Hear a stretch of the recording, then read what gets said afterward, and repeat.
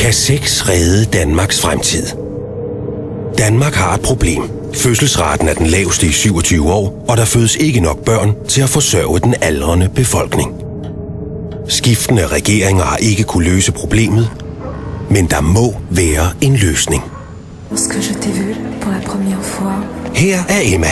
Hun er dansker, men selvom hun er født og opvokset i Danmark, er hun undfanget i Paris. Lige deroppe på det der hotelværelse. For 30 år siden tog Emmas forældre en lille sviptur. Hvis vægge kunne tale.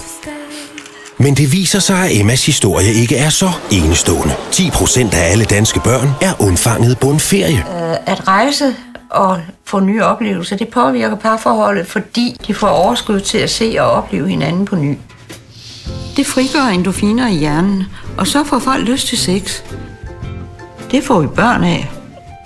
Faktisk har danskerne 46% mere sex på ferier sammenlignet med hverdagen.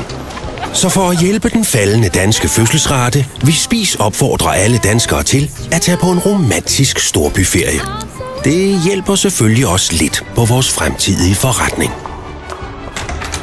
Men er det ikke motivation nok at gøre det for Danmark, så har vi lavet en lille konkurrence.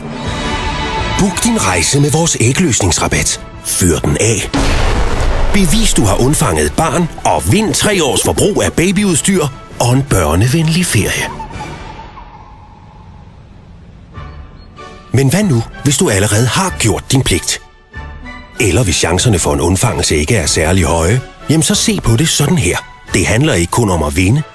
Det handler om at være med. Deltag i konkurrencen. Do it for Denmark.